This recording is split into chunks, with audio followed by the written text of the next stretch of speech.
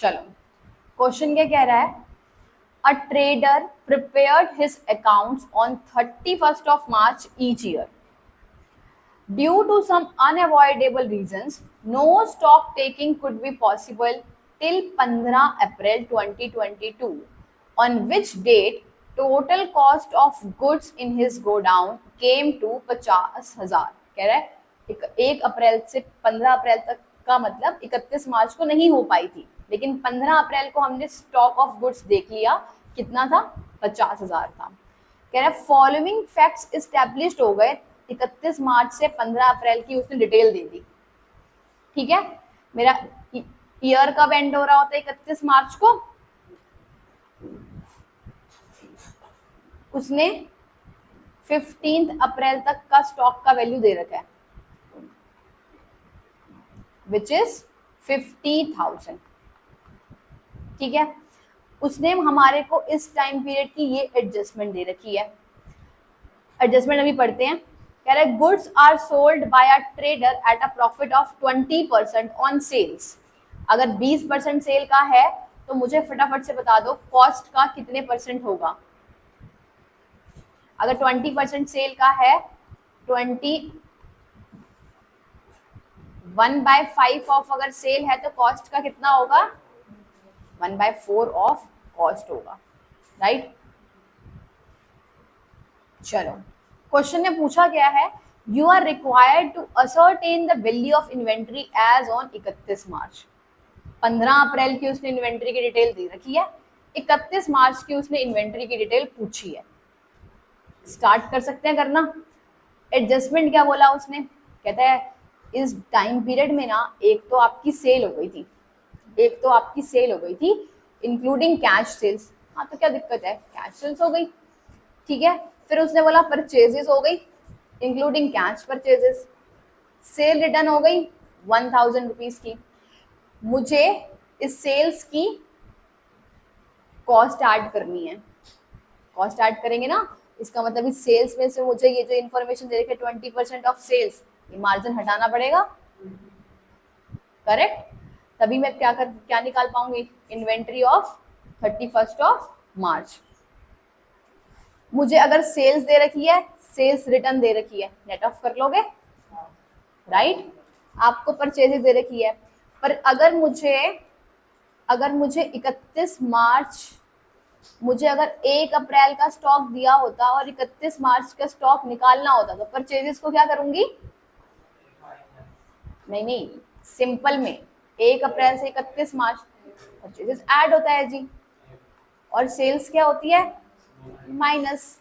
Sales should be minus. But यहाँ पर अब मुझे यहाँ का स्टॉक दे रखा है और मुझे रिवर्स कैलकुलेशन करना है, तो purchases should be and sales should be add. True, बिल्कुल सही बात है. ये आप कर लोगे.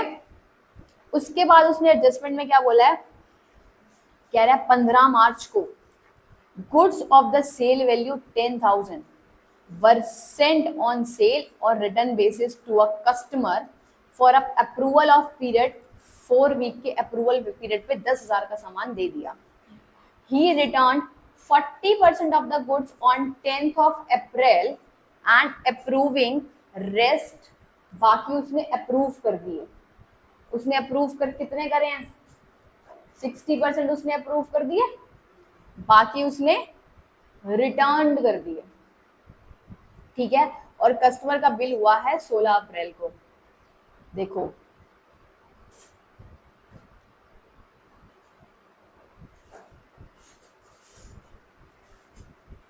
पंद्रह मार्च को गुड्स भेजे, सेल और रिटर्न बेसिस पे भेजे. ठीक है, कितने के गुड्स भेजे हैं, 10,000 के गुड्स भेज दिए. अगर उसने 10,000 के गुड्स भेज दिए तो उसने अगर आज ही एंट्री क्या कर दी, डेटर टू सेल्स. ठीक है, हमने बोला अगर उसने गोइंग फॉरवर्ड यहां पर आई एक 31 मार्च, कह रहे 10 अप्रैल तक उसने 40% अप टू 10th अप्रैल तक 40% गुड्स को रिजेक्ट कर दिया. गुड्स रिजेक्ट कर दिए, 40% गुड्स रिजेक्ट कर दिए। इसका मतलब मेरे पास डेटर टू सेल हुआ जो और सेल रिटर्न टू डेटर भी हो गया, करेक्ट।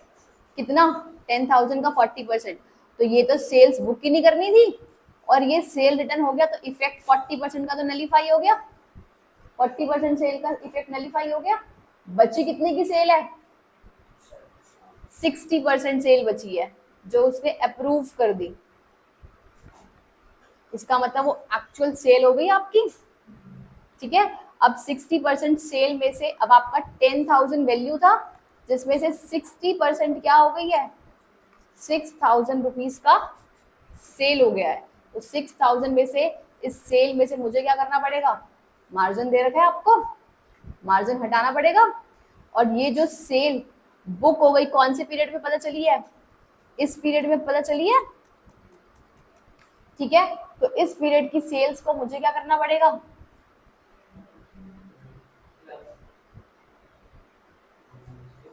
प्लस करना पड़ेगा, ठीक है।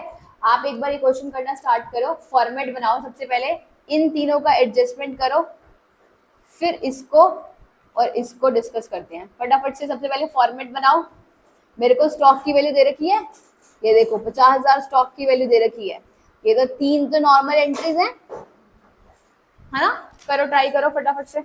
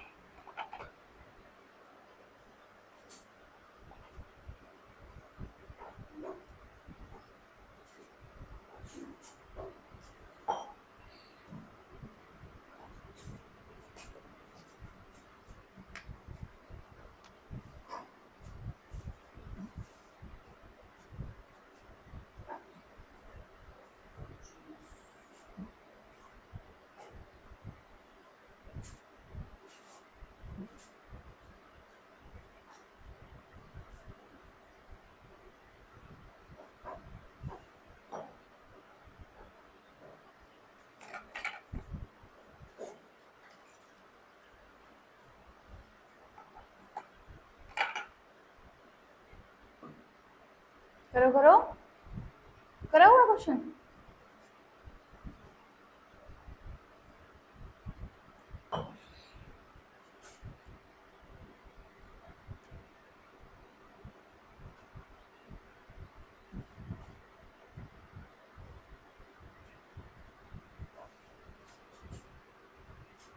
क्या हुआ भाई?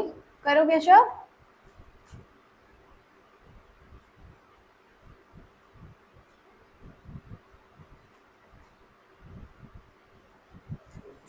हमारे पास स्टॉक की वैल्यू क्या दे रखी है?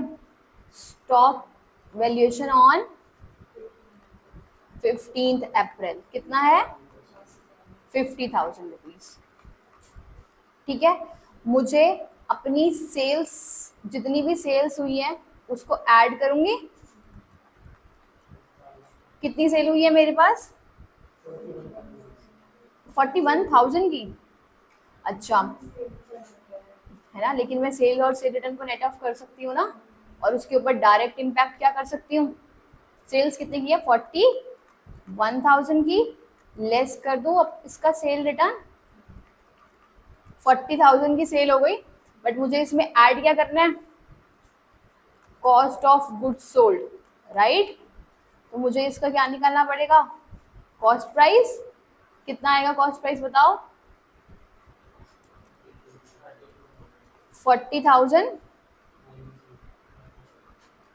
कैसे निकाला है? 20% ऑन सेल्स दे रखा था। यहाँ तक बात क्लियर है? मुझे उसके बाद क्या दे रखा है? कह रहा है परचेजेस दे रखी है, परचेजेस को लेस कर दूं। कितनी परचेजेस है? 5,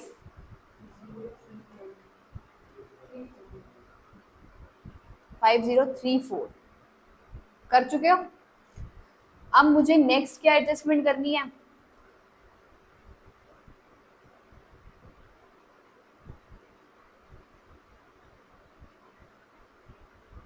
यही वाली एडजस्टमेंट करनी है। यहाँ तक ये तीनों कर लिया। वो कह रहे 15 मार्च को गुड्स का सेल वैल्यू 10,000 रुपये आपने भेजे, सेंट ऑन रिटर्न बेसिस पे भेजे, जिसमें से 40% गुड्स रिटर्न कब हो गए? 10 अप्रैल को रिटर्न हो गए। आप एक बात बताओ,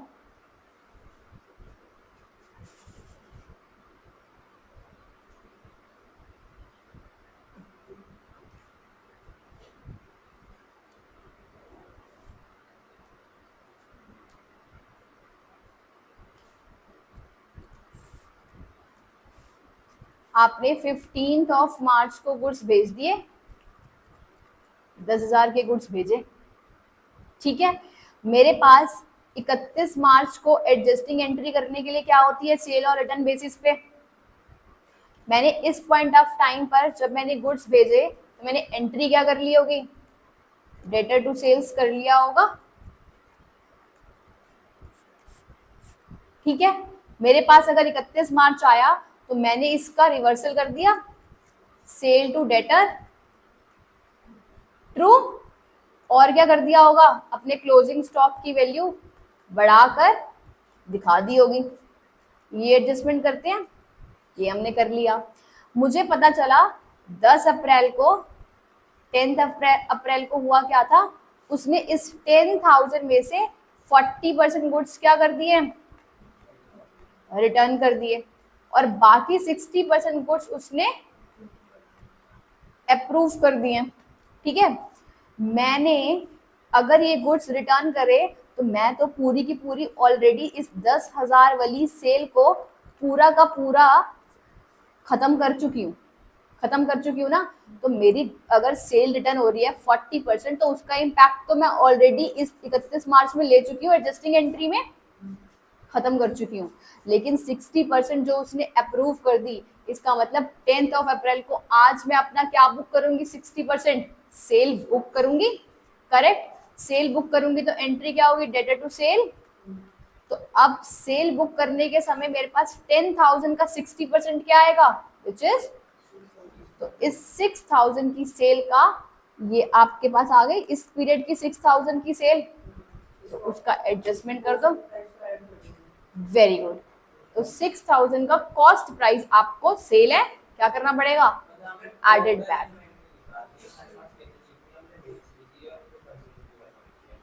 जो हमने, मुझे यहाँ तक की इन्वेंट्री का 15 अप्रैल तक की इन्वेंट्री दे रखी है आपको। यहाँ तक की ये एक एडजस्टमेंट है जहां पर आपको क्या करना है? 10 अप्रैल का actual amount of sale consider करना है कि भाई आपने, उसने एक एडजस्टमेंट दे दी जिसमें आपको डेटर टू सेल, सेल तो तब बुक करोगे ना जब एक्चुअल अप्रूवल आएगा। अगर यहाँ पर आप, उसने ये एडजस्टमेंट हम पढ़ते हुए आए हैं, यहाँ पर उसने सेल बुक कर दी थी, लेकिन वी एज्यूमिंग कि ये उसने एडजस्टमेंट कर दी होगी फॉर श्योर, 31 मार्च को ये एंड पे एडजस्टमेंट करेगा। यहाँ पर क्या हुआ है? 40% तो रिटर्न हो गई। अगर 40% रिटर्न हो गई तो इसका मतलब 40% का तो सेल रिटर्न बुक करना पड़ेगा, जो कि आप ऑलरेडी सेल को डेबिट कर चुके हो। आप तो पूरी की पूरी सेल को डेबिट कर चुके हो। इसका मतलब 60% का जब वो अप्रूवल देगा तो उस टाइम पीरियड पे तो आप सेल बुक करोगे ना।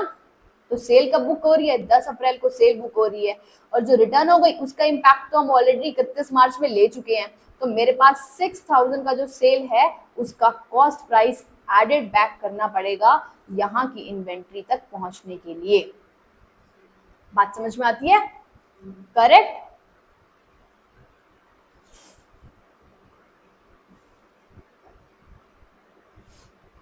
तो अब हम करेंगे क्या? ऐड कर देंगे इसी स्टॉक के अंदर, मैं ऐड कर दूंगी अपना गुड्स। कितना?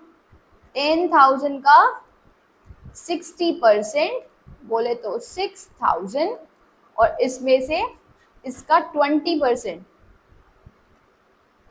80%, which is my cost, that is 4,800। Clear है? ठीक है, आगे चलें, नेक्स्ट एडजस्टमेंट में चलें। नेक्स्ट एडजस्टमेंट क्या कहता है? देखो, और ट्रेडर, हम ट्रेडर की बुक्स बना रहे हैं। कह रहे ट्रेडर को रिसीव हुए गुड्स, रिसीव हुए इसका मतलब वो कंसाइनर, अच्छा कंसाइनमेंट पे रिसीव हुए, इसका मतलब वो कंसाइनर है या कंसाइनी, कंसाइनी, पैसा उसको पैसा कह रही हूँ सॉरी, गुड्स रिसीव्ड हो रहे हैं तो वो क्या है, कंसाइनी है। तो कभी भी कंसाइनी का स्टॉक तो होता नहीं ना, कंसाइनी का सेल होता है, राइट। उसको रिसीव्ड हो गए गुड्स जिसकी कॉस्टिंग थी 8,000 रुपए for sale on consignment basis, जिसमें से 20% तो बिक गए बाय 31 मार्च और 50% बिक गए बाय 15 अप्रैल। उसकी इन्वेंट्री में आज गुड्स कितने पड़े हुए हैं, जो बिक गए 8,000 में से 20% और 50%, बोले तो 70% तो बेच डाले उसने, बच कितने गए, 8,000 का 30% स्टॉक आज भी उसके गोडाउन में पड़ा हुआ है, कंसाइनी के गोडाउन में पड़ा है। तो भाई क्या वो कंसाइनी का स्टॉक है, आंसर इज नो। तो उस स्टॉक को हटाना पड़ेगा। तो कितना स्टॉक हटाएंगे, 8,000 का 30% स्टॉक हमें रिमूव करना पड़ेगा। समझ में आती है बात।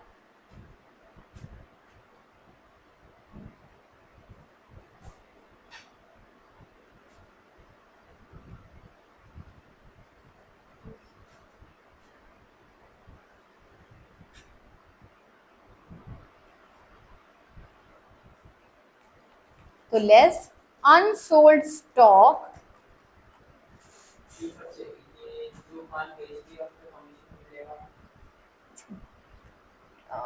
अनसोल्ड स्टॉक 8,000 का 30%, 2,400।